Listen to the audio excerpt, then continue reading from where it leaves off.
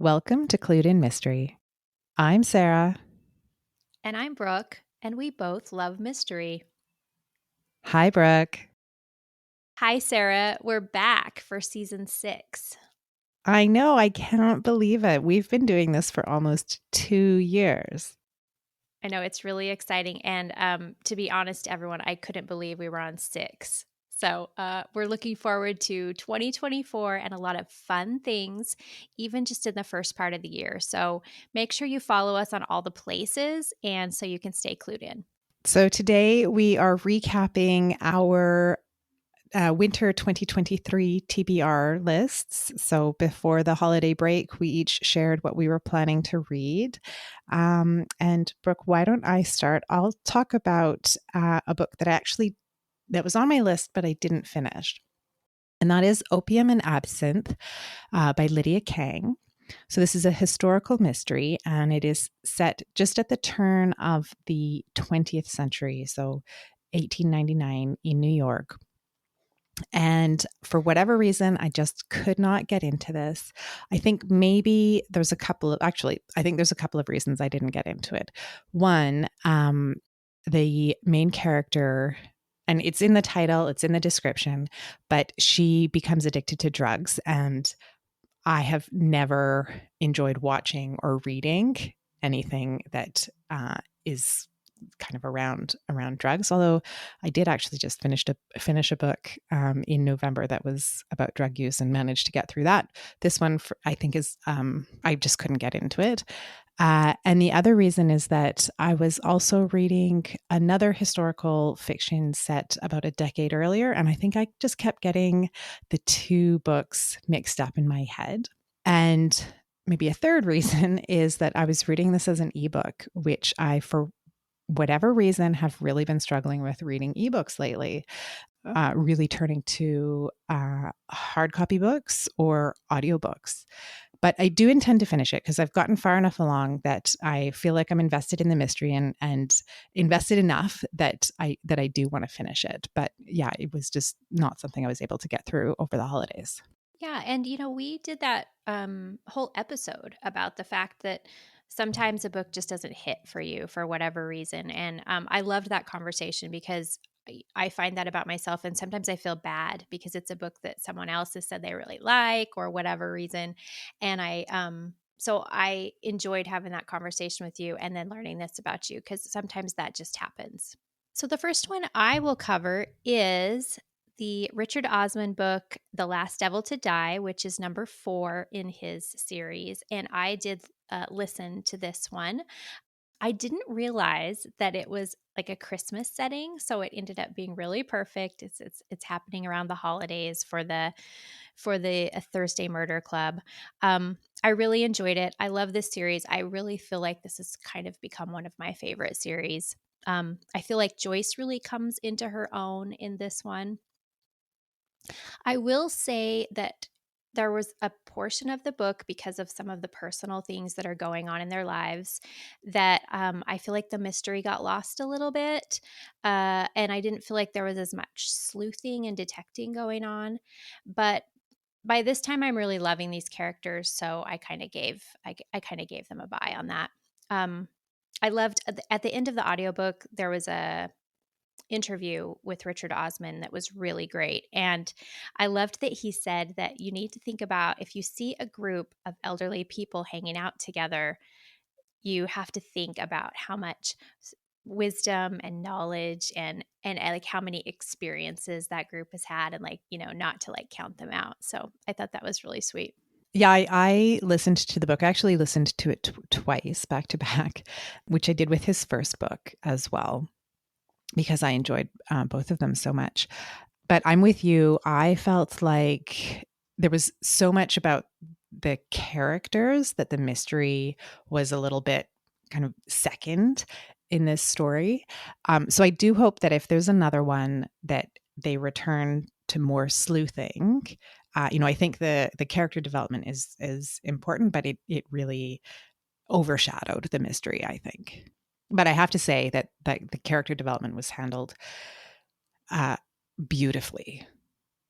Absolutely. Yeah, you can tell everyone that we're not wanting to give anything away for any of you who haven't read this, but it was extremely touching, and I think kind of illuminating, for someone who's in the middle part of my life and looking at that generation. It was just very touching, and I think meaningful to me. So the next one that was on my list was The Christmas Card Crime, which is a collection of short stories put together by Martin Edwards. And these, as the title suggests, were all kind of Christmas themed or winter themed. And I thought I really enjoyed these. There were some that I enjoyed more than others, but they varied in length. So some were much shorter, and some were a little longer. I think my favorite was the story that was titled "The Christmas Card Crime." But yeah, I would, if anybody's looking for something that is set around the holidays, then I would recommend this. I think everything was written in. I think maybe the latest was something that was published in 1960s. So 50 or more years ago, for most of these stories. So definitely set in their times, but enjoyable nonetheless. So, sticking with that Christmas theme, the next one I'll talk about is The Christmas Appeal by Janice Hallett. And I did read this as an ebook for a very particular reason. I needed to either have a paperback or an ebook because this is an epistolary novel, which is something I love. But it's a very contemporary version because it is set in contemporary times. So they are a series of emails and some text messages, and I think some actual letters are passed back and forth.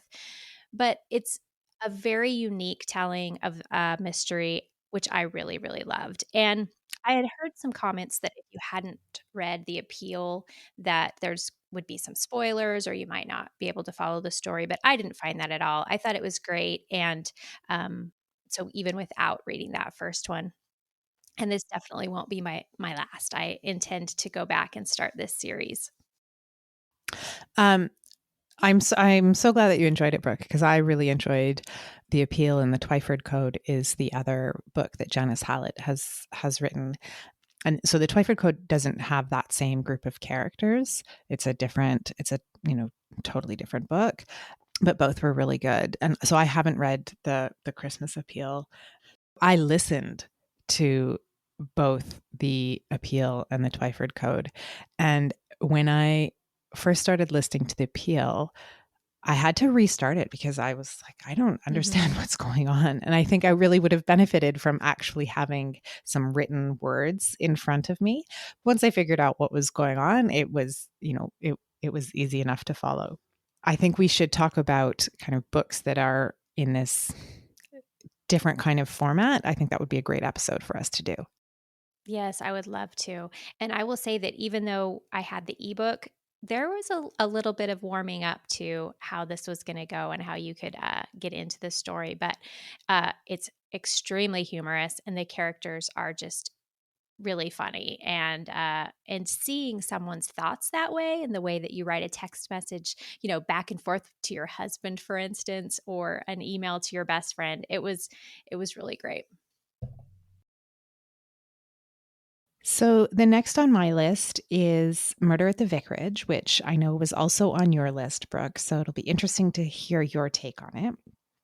I think this is the first of the Miss Marple stories that Agatha Christie published, I- and it was published in 1930. Um, felt like she was really hard on women in this book. I don't know if you had that take.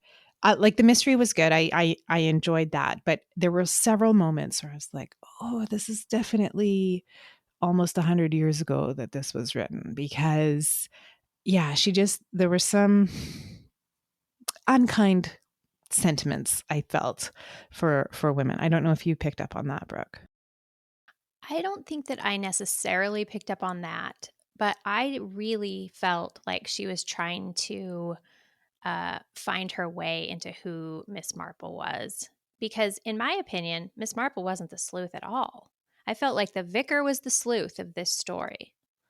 I agree. Yeah, they kept talking about how Miss Marple was um so great at kind of solving these mysteries, but we didn't actually see that in the book. Mm-mm. No, so it's interesting to think about where she went, um, and then that this was the starting point, and that even Agatha Christie had to kind of feel out her characters and feel out like what she wanted a series to be. But so back to your original point, Sarah, I don't think that I picked up on it as I was reading it. Like it didn't like catch, stick in my craw, so to speak. But now that you mention it, I can see exactly what you're saying. And we see that sometimes with Christie's or, any of the Golden Age authors where we get a little ick sometimes. It's some of their references or attitudes. And yeah, I can see what you mean. Now, that doesn't mean that I won't read any more um, by Agatha Christie, and I definitely want to read some more Miss Marple. This was the first uh, Miss Marple novel that I've read by Agatha Christie, and I definitely will read some more. But yeah, it was something I noted for sure. Hmm. One thing that I noticed a difference from early Miss Marple and then kind of my thoughts of her long term was like she was portrayed as sort of an unlikable busybody in this Hmm. book. Like the townspeople just really didn't like her. She was a thorn in their side. And over the years, I feel like she became more likable and more kind of a accepted part of the group. Maybe she did this because she already had Poirot to contend with, who was, a little bit hard to get along with, and she didn't need two main sleuths that both had that personality thing. Oh, that's a great theory, Brooke. I think there's probably some merit to it. She got tired of Poirot. Maybe she needed like a little friend in Miss Marple. Yeah, yeah. So, the nonfiction book that I read over break was Furious Hours, Murder, Fraud, and the Last Trial of Harper Lee. And so we have right there in the title Harper Lee. The description discusses how this is going to tell us the story of when Harper Lee basically wanted to do her own in cold blood. She helped Truman Capote research and write his breakout, kind of the first true crime novel. And so the setup is that she was going to do the same thing with this other case 17 years later. But we don't even read the name Harper Lee until over halfway into the book. So I was quite disappointed, although it was fascinating. The crime that she does eventually go and research is fascinating. It's heartbreaking. It's absolutely amazing that it took place in the 1970s. It really makes you think maybe less of the justice system. But, I'm wanting to hear how Harper Lee was involved in this. And so I feel like the book could have been told in a little different structure in order to bring her in sooner. But eventually we get there, and she does go and sit in on this trial and really attempts to write this book, but she never finishes it. She writes the book for almost a decade off and on, and it's just really heartbreaking to see that she was kind of unable to get past the pressure of the fame and the expectations that came after she wrote To Kill a Mockingbird. And, she just couldn't do it. And the book explains that maybe about 15 years before her death, she quit drinking and quit writing and actually was kind of the happiest that she was in her whole life. And I just found it to be just really sad that she had so much pressure after that huge success. She just wasn't really ever able to find that confidence to write another book. Yeah, that is really sad. Something to kind of reflect on in terms of like that pressure that is put on really successful authors. Exactly. Yeah, I think that it's hard to know what those people who their names are in lights, so to speak, what they go through in order to continue producing, but just to even live their life. Mm-hmm. Mm-hmm. So the last book that I had on my TBR list, Brooke, was the one that you recommended for me. And so that was Robert Goddard's book, Long Time Coming. And so this was published in 2010, but it was set dual timeline in the 1970s and in the 1940s. And both of those times are not, I haven't read a lot from both of those times. So that was really interesting. And I really liked the story. It was a great recommendation. So thank you, Brooke. I really enjoyed it, and I will definitely read another book, at least one other book by Goddard, because I found it quite a compelling story.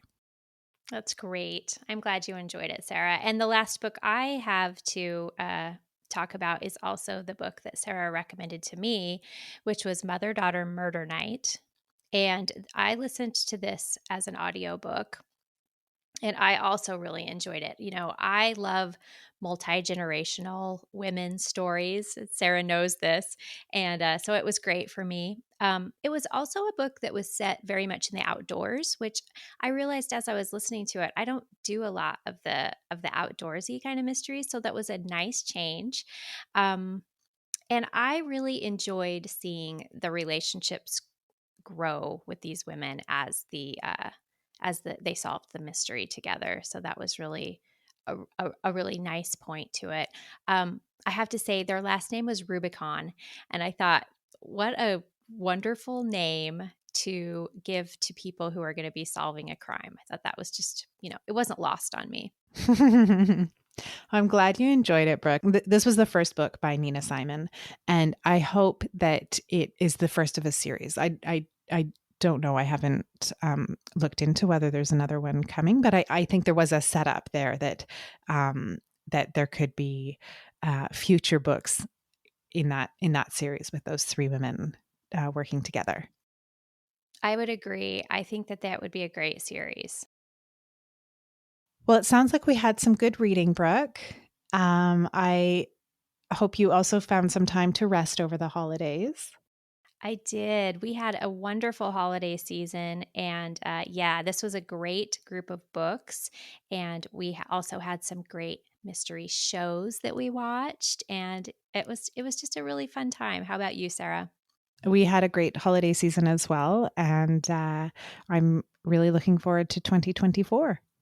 As am I. Thank you, everyone, for joining us today on Clued in Mystery. I'm Brooke. And I'm Sarah, and we both love mystery. Clued in Mystery is written and produced by Brooke Peterson and Sarah M. Stephen. Music is by Shane Ivers.